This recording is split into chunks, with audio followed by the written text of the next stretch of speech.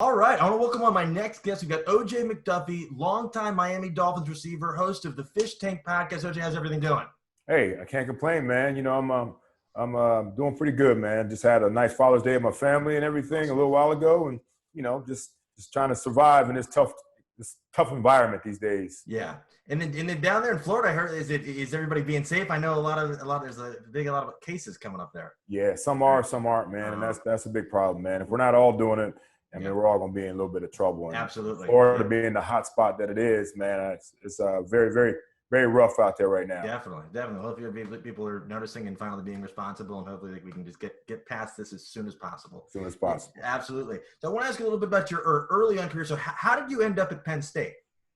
Long story, man. I mean, we had some really good high school football teams. My high school team, Hawkins School, and just outside of Cleveland, was really good. And we lost 3 games in 3 years, 2 of them in title games, but unfortunately, I mean, and the fact that we played so well, our school got a lot of attention. Cool. We got a lot of attention. So that ended up meaning I got a lot of attention as an individual player on that team, and had a lot of scholarship offers. I had somewhere over 70, 75 scholarship offers to play football, and some to play baseball and some to play basketball. And just in Ohio, you play everything. The mailman was probably like, another one? Right. And so that's how that. So at that point, it came down to narrowing it down to 20, down to 10, and then down to 5. And my last 5 were Penn State, Notre Dame, Ohio State, Michigan, and UCLA. And so then it came down to 2. Ohio State was my number 1, being an Ohio kid and growing up a Buckeye fan. And they fired Earl Bruce, who was one of my favorite coaches of all time, growing up, watching Ohio State. And they fired him right before I was coming out of high school. They brought in John Cooper. We just didn't mix very well. So that really took it back to the next 2, which was Notre Dame and Penn State. So either Lou Holtz or Joe Paterno, and Joe Paterno won out by a landslide for me. Was there any animosity from anybody you grew up with for you going to Penn State? No, you know what? There were a few guys. It's hard to leave the state of Ohio. Such a great football hotbed. But at the same time, though, they understood about the timing with Coach Cooper coming in after, Coach Earl Bruce just got fired. So they understood why I was leaving the state. So I got lucky. That's awesome. And then I saw that you also played baseball for a year? I did. I played 2 years of baseball at Penn State. Oh, wow. Got drafted by the California Angels after my sophomore year. Signing bonus wasn't big enough, so I decided that football was the way for me to go and make some money for my family at that point. So I started focusing solely on football at that point. And then at what point in your playing football there did you kind of realize, okay, the NFL is a legit possibility? Well, I think it started my junior year. So I played a little bit my freshman year, got hurt very beginning of my sophomore year. So I redshirted. That was my first redshirt year. And then going into my junior year, but sophomore year of eligibility, I started hearing some chirps about, first of all, I was starting at that point, which helped out a lot. And then the next 2 years worked out great for me, where I was, putting up big numbers. Kerry Collins came in, so I had a really solid quarterback. From a team that ran the ball mostly, we turned into a team that threw the ball a lot. And so when I started hearing that, I figured I had a good shot at the NFL. We played in the Fiesta Bowl against a really good Tennessee team that had, a bunch of guys that were going to get drafted. I had a big game there. So at that point, I knew there was going to be a good opportunity for me to get an opportunity in the NFL. And at what point did it get from getting an opportunity to, holy crap, I might be a first-round pick? Yeah, that was the whole point. Like after the Fiesta Bowl, that was my junior year of eligibility. I talked to Joe Paterno. I met him in his hotel room when we were still in Phoenix, Arizona, and told him, Coach, I want to come back to Penn State. And he said, well, wait a minute, let me do some research, see where you're going to get drafted. And he came back with information saying that I was going to get drafted anywhere from first, second round.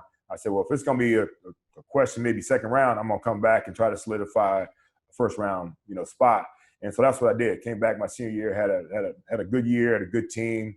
And so that kind of solidified my position in the first round. At any point in your senior year were you kind of hesitant about maybe playing deep in just because you knew the NFL was coming so quickly? No, man. All the games. I mean, I just love college football. That's the best time I had playing football was when we were in college. And so I wanted even more games if I could get some more. I see these guys now that kind of sit out, bowl games or all this stuff. That would never been me, man. I want more. The more college football I can get, the better. I actually played in an all-star game in Japan and hurt my knee my senior year. And so I still got lucky to stay in that first round, even though I tore my PCL in Japan. Oh, wow. I was still trying to get more football in, so. Were you able to express to the people in Japan that you messed up your knee, or they were like, oh, no, he's fine, you're good? No, yeah, so I hurt it in the game. So all week long I was great, and then we got in the game, played in the Tokyo Dome, and that turf was like concrete, So tore my PCL somewhere halfway through that game, and they took me out. They knew, obviously all the guys that were there were going to be draft picks. Yeah. So there was all the guys, there were like 44 guys there, all 50 guys, they're all going to be draft picks. So, they had to protect our investment. Yeah. And then, so what was your draft process like? Draft process for me was pretty simple. I didn't have any visits. I didn't have, the same weekend we had draft, I was actually at Penn State for their blue-white game. They have their annual spring game. And so I was there. Our draft was on Sunday. First round started on Sunday afternoon and then, went on through the week. Not like it is now, prime time, Thursday, Friday, it's big time now. But I've talked to some other guys that have been drafted and they got a phone call or they heard it on the radio. So some older guys that played for 72 teams, So at least we got some TV time. So I was at Penn State all weekend. I got up and drove home to Cleveland, Ohio Sunday morning. And, I knew I wasn't going to go top pick as a receiver. There were guys like Curtis Conway, who's coming out, who's going to be a top 10 pick. A guy named Sean Dawkins, who's coming out. He's going to be a pick before me. And I knew I was supposed to be the third receiver taken. So I got home and I was exhausted, man. So I took a nap. Just because I partied a little too much at Penn State the night before, I think. Yeah. So. That's a good time too. And then, so did they have like a live draft green room or anything, or was it very small? Or no, I was at my home on my couch, so I didn't go anywhere. I went home, laid on my couch. Me and my mom. There was a small little TV crew there because oh wow, my high school, a young lady that went to my high school actually worked for one of the local stations. Oh, cool. She asked if she can come over and film it because nobody in my high school has ever been drafted playing. Oh, wow. So I said sure, but when I was so tired, man. And then, so I just sat there and relaxed, laid down, fell asleep. And then my mom woke me up around the 20th pick, and I still hadn't had a phone call or anything, So I knew I wasn't going anywhere before that, so it was perfect timing for me.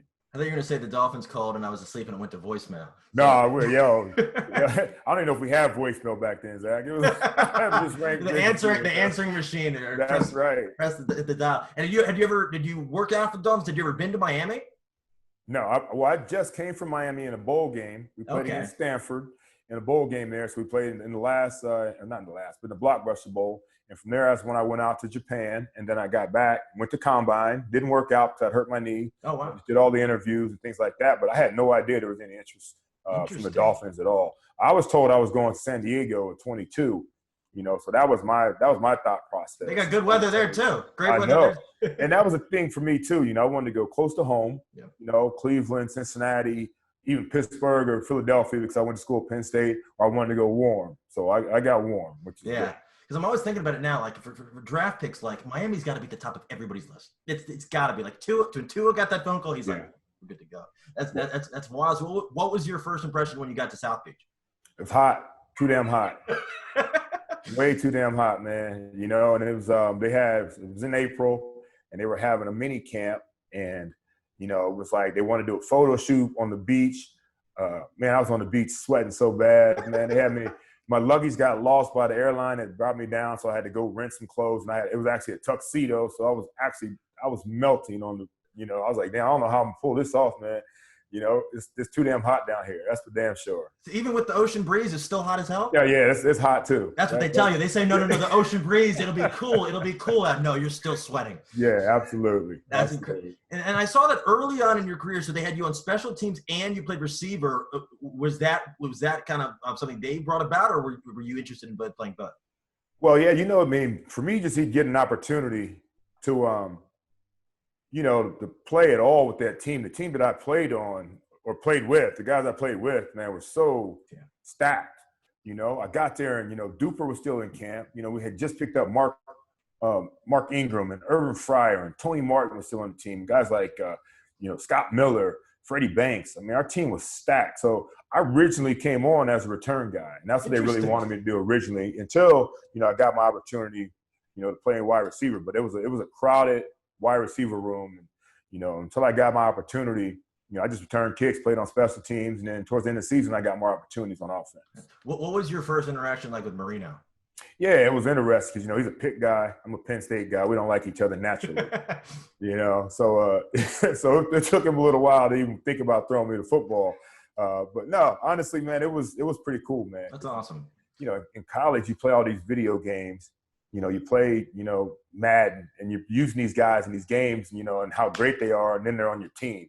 All of a sudden, you're playing on their team. You're in the same locker room with them, and so it was big time, man. He's a big time dude, man, and he's a superstar, and anybody that can sell isotoner gloves in South Florida, he's the man. He's the man. You can sell winter gloves in Florida, you're the man. So that was the way it was, man. It was pretty cool. Were there any added distractions for you guys since South Beach is right there that you guys were all right, we can go out, but we got to make sure we got to focus on football? Well, I think South Beach is a big problem for a lot of young guys. Interesting. No matter what sports you play, just South Florida in general, man.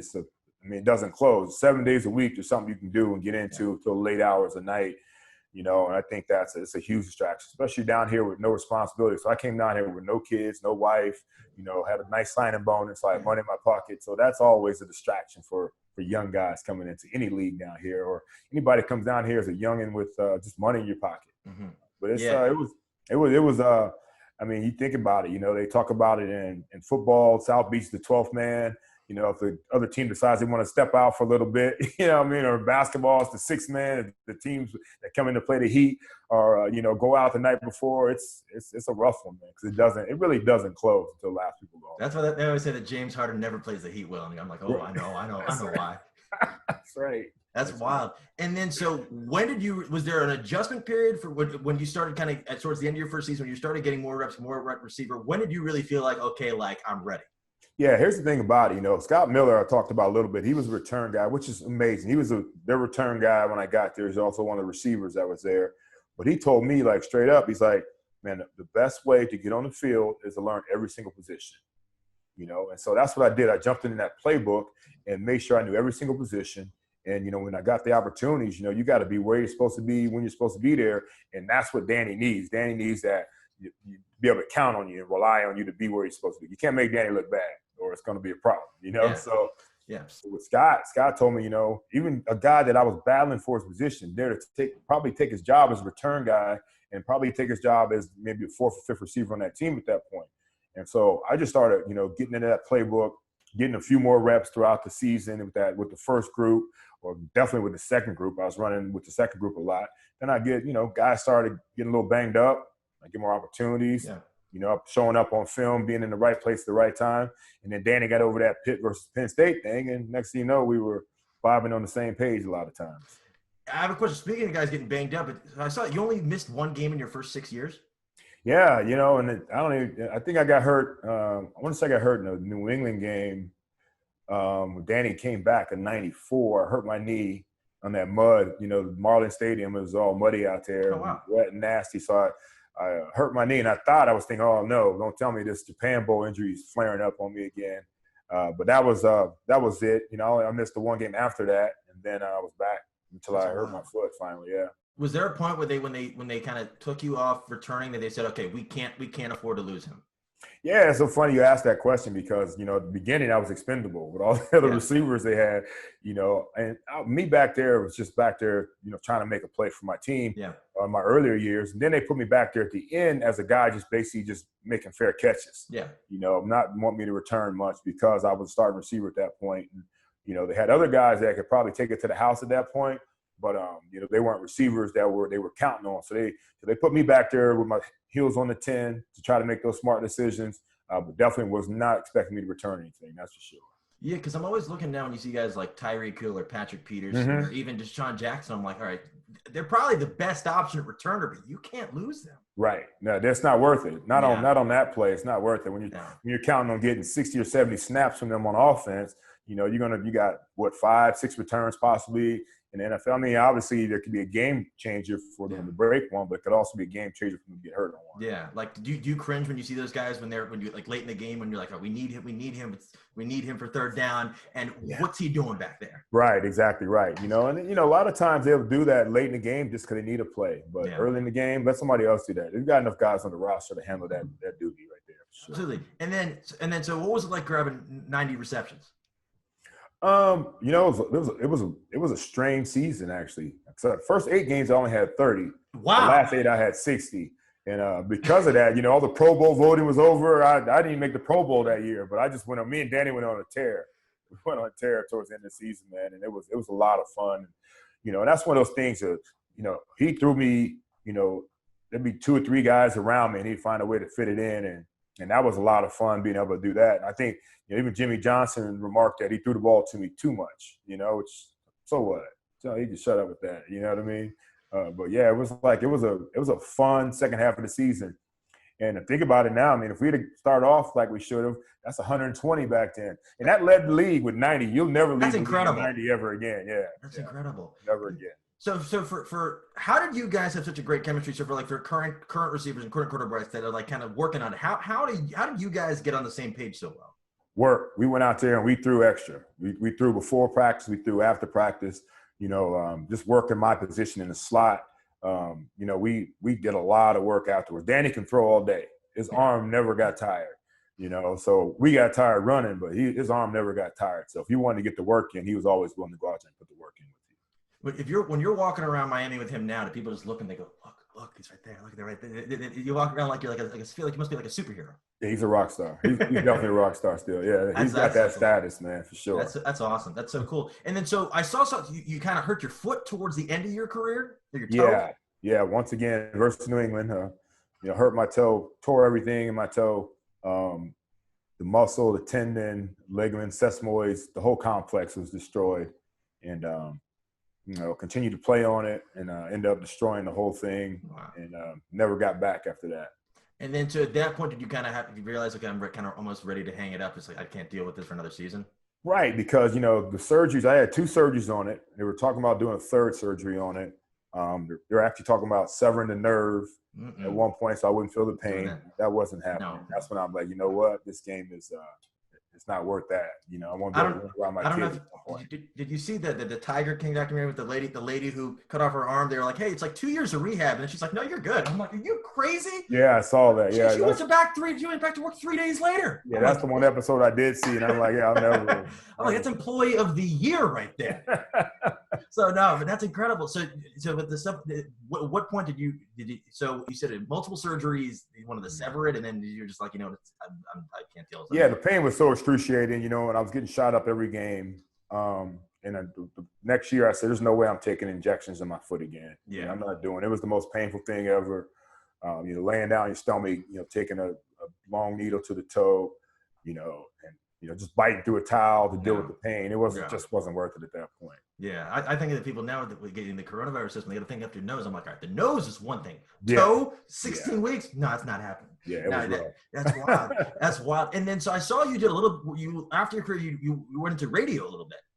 I did. I gave it a shot. You know, I tried to do some local radio. Oh, cool. I'm so into sports, man. It was like a natural fit, I thought, for me to be able to go on and talk about any sport. You know, hockey, baseball, basketball, football. You know, I played 3 of those 4 in high school. Even ran track a little bit in high school. So I knew a little bit about everything. And one thing I do is I watch sports all the time, especially my local teams. Yeah. So it seemed like a natural fit. But I tell you, man, you talk about politics and, you know, and things like that in radio, man, it was a grimy business. Yeah.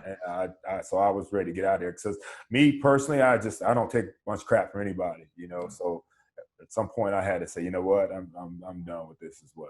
And then there's Billow TV, you know, did some Finsiders and Foundation. And, that's awesome. Yep. How did you come up with for your cause for your foundation? My mom and I started doing a lot of different things down here for different charities. You That's know, awesome. My charity work started at Penn State.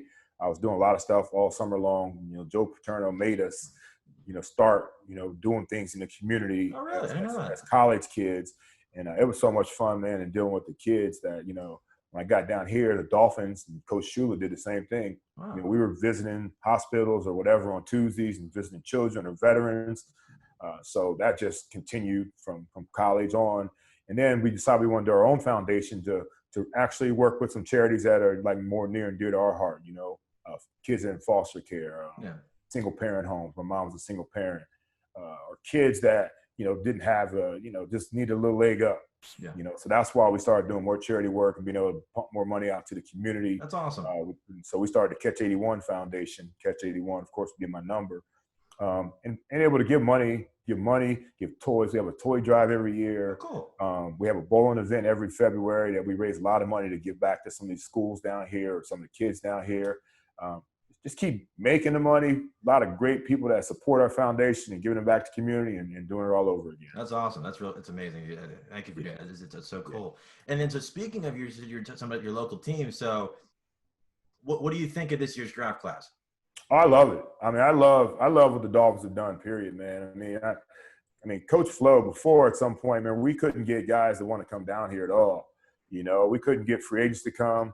You know, we can get draft picks, of course, because they're drafted to come down here. But I mean, to start off with this free agency right away, I mean, he targeted like 10 guys and got all 10 of them. You know, him and Chris Greer did an amazing job. Incredible. And then you look in the draft, man, with all those draft picks. I mean, I think we nailed it. I mean, we're talking about a year before tanking for Tua, and we didn't have to. You know, he fell to us at number 5.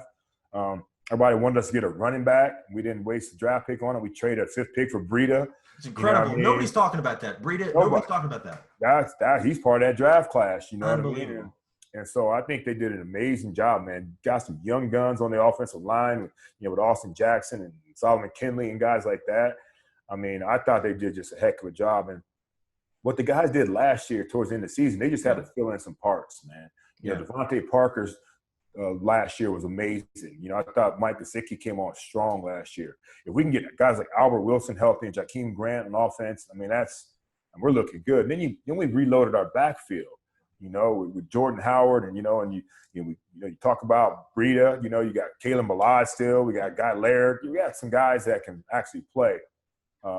Fitz, our quarterback, love Fitz, man. What's not to love about Fitz? We still have Josh Rosen on the roster and picking up Tua. I mean, they've just done a great job of creating depth and competition on this team. That's going to create success on this team.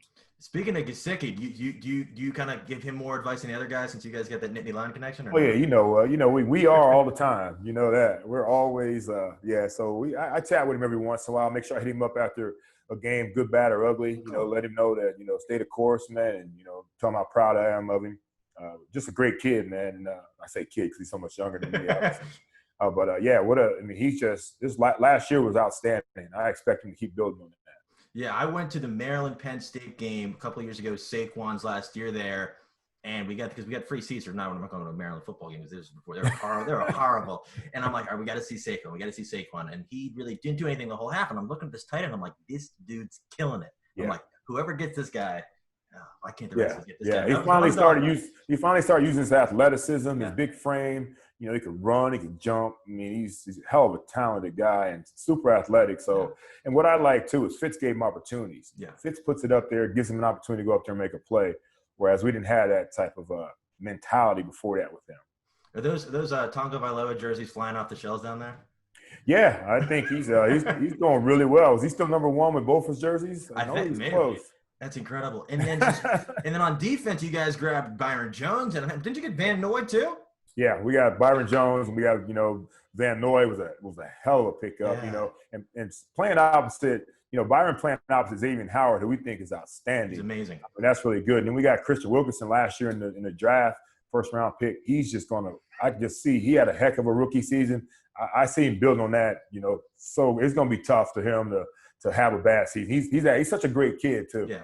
He's got awesome energy for days. He talks a lot, and he just loves the game. But he's so talented, and that was a big time pickup for us. And Devon Gatow, who played opposite him, did a really good job with Shaq Lawson. We picked up. Yeah, I thought we did a really good job. Like I talked about, we did a lot on defense through free agency, which is good because that's where you build your defense. Guys that know the game, smart about it. Yeah. And of course, we stole a few guys from New England, Coach Flo's guys that know his system. So I think it's going to be a revamped defense. It's going to be playing some really good football. And then the one guy you didn't mention is, what's the guy, Preston, the receiver? He was, Preston incredible Williams. before he got hurt. P-Dub, he had a hell of a season. Yeah, you're right. Yeah, I should have mentioned Preston. Hopefully he comes back healthy, man, because he was balling, man. And, and he came on strong with a lot of guys he beat out that ended up getting cut because Preston was outshining him. He was outshining him in practice and working hard. And, he got hurt. It hurt us, but it also forced Devontae to step up a lot. Definitely. And then speaking of your podcast, so how did that come into fruition? Yeah, that's a great question too, because a buddy of mine, Seth Levitt, who runs the Jason Taylor Foundation. Oh, cool. Yeah, he worked in our media relations for the Dolphins, so he knows a lot of guys that that played. So him and Jason are super tight. But we always talk about every time he does an event or I do an event, all the guys, they sit back and they tell these stories all the time. That's what they miss about the locker room, is being able to go in there and chit chat about just anything, man. They just love telling stories. So why don't we just make that a podcast? We'll start interviewing guys and we'll call it the Fish Tank, Dolphin Tales, and so these guys started Dolphin Tales into the Deep. So these guys started coming on and just telling some of the funniest stories, not X and O stuff, but just some stuff that happened on the field, off the field, in the locker room, and they started catching wind. These guys started hearing about the podcast and asking us if they can get on, because they'll hear their name come up and they want to come back on and rebut something that somebody says or clear the air or it's so much fun, man. So it's been great. It's been great. And I was looking on the Twitter page for the cover photo. How did you guys do that with you underwater? How did that? I was looking at this is incredible. Yeah, it took a while, a couple GoPros and me being comfortable holding my breath that long. Oh, so that was real. I thought he photoshopped it. Oh, wow. No, we did that underwater, yeah. That's incredible. That's awesome. That's wild. That's awesome. And then, yes, definitely. So I'll plug that in here. And then I said one last question for you. So when everything sort of starts going back to normal and everything's really safe when there be a vaccine, I heard Fauci talking today, end of the year, fingers crossed, everybody keeps doing their distancing. When everything's safe to do, what's the first thing you're looking forward to doing? You know what? I'm looking forward to, hopefully it's around football season, getting out there. I want to go out to training camp and, smell that grass again and see those guys, see how they're working under Coach Flo. Looking forward to get my family out of the house a little bit more. We've been stuck. We've been really good about not going anywhere unless we absolutely have to. My kids, they're bouncing off the walls. Yeah. 18 and 11 or 12. My other one just turned 12. My oldest is headed to college. So, it's going to be but just getting out of the house, man, and just seeing the fresh air. But I don't know, man. It's like I don't see much happening too soon right now, bro. Yeah. It's looking like you talk about Florida, man. Florida's looks like it's going the wrong direction right now. Hopefully they can get it together. Plus the NBA guys are coming down there in a couple of weeks. It's gonna be very, very interesting. And soccer down there. Everybody's gonna be down there, so it's gonna be wild. But this has been awesome. Right. And then for people that don't already follow you, how can they find you on social media? Yeah, I'm on most of all of them are at OJ McDuffie 81. Even on Twitter or Instagram or Facebook. I don't really mess with Facebook as much. I do, but I don't even know if I can add friends on there. I've had that so damn long. But definitely on Twitter and Instagram, it's at OJ McDuffie 81. All right, cool, man. Well, this has been awesome. Thank you so much for chatting. I'm glad you guys are doing well. I'm telling everybody subscribe to the Fish Tank. I'm definitely start checking it out. I can't wait, but this has been fantastic. I just wanted to thank you again for taking the time to chat. Hey, man, thank you for having me on, man. I appreciate it, man. Absolutely.